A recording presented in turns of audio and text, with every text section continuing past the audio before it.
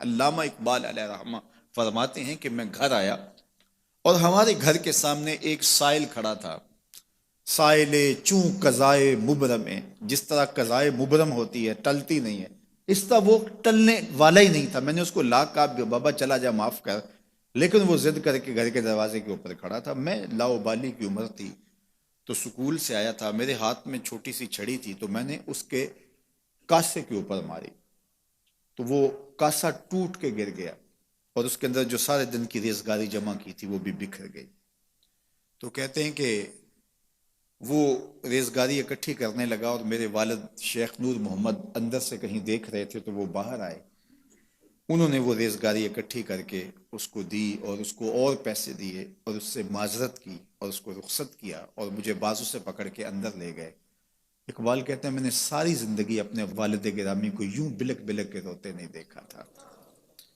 میرے والد نے مجھے بٹھا لیا اور کہنے لگے کہ اقبال، اگر قیامت کے دن رسول اللہ نے پوچھ لیا کہ تیرا بیٹا فقیروں کے کاسے توڑتا تھا تو بتا میں حضور کو جواب کیا دوں گا.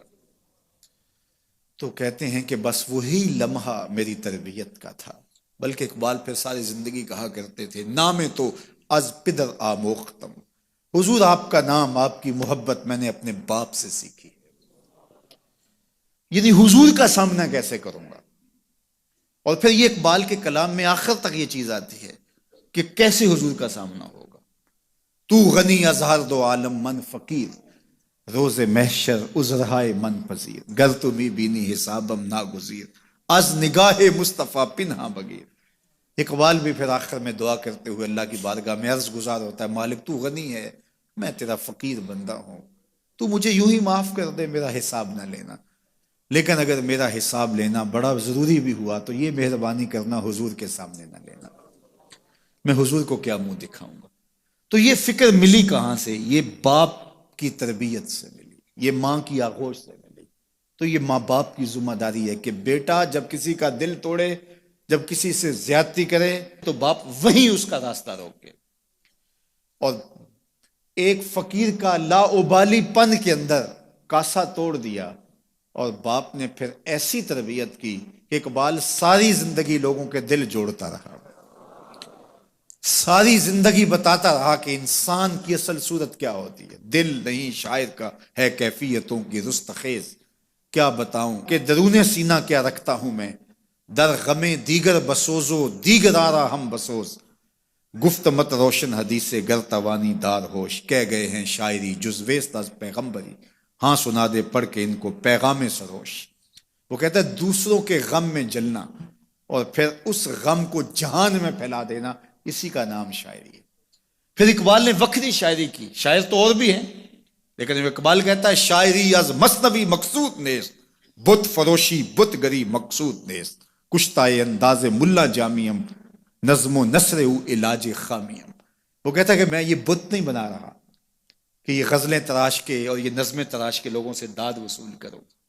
بلکہ کسی نے اقبال کو کہا یار کوئی غزل تو سناؤ، تو اقبال رو پڑا، کہا حضور میں اپنے شعروں کی داد قیامت کے دن آپ سے ہی لوں گا. یارہ مرا غزل خانے شمردن، یاروں نے تو مجھے غزل خاں سمجھ لیا، میرا تو مقصد ہی اور ہے. بلکہ ان شعراء پہ تنقید اقبال نے کی، عشق و مستی کا جنازہ ہے تخیل ان کے اندیشہ تاریخ میں قوموں کے مزار، چشم آدم سے چھپاتے ہیں مقامات بلند، کرتے ہیں روح کو خوابیدہ بدن کو بیدار. ہند کے شاعر و صورت گر و افسانہ نویس، آہ بیچاروں کے اعصاب پہ عورت ہے سوار.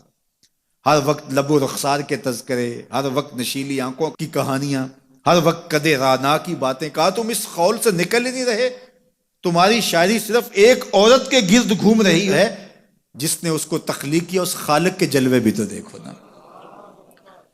تو اقبال پھر اقبال بنتا ہے اور اس کو یہ شعور، یہ آگہی، یہ نور ملتا کہاں سے ہے؟ یہ باپ سکھاتا ہے. باپ کے بعد پھر مولوی میر حسن ملتا ہے جو استاد اقبال کو اقبال بنا دیتا ہے. تو یہ ماحول انسان کو سکھاتا ہے. تو میں اور آپ دیکھیں کہ ہم اپنی اولاد کو کیا دے رہے ہیں. تو کبھی بھی اپنی اولاد کو اس کی اجازت نہ دیں کہ وہ کسی کمزور پر ظلم کرے. جب کمزور پر آپ کی اولاد ظلم کرتی ہے، زیادتی کرتی ہے، تو پھر وہ بڑی ہو کر کے ظالم بنے گی، جابر بنے گی۔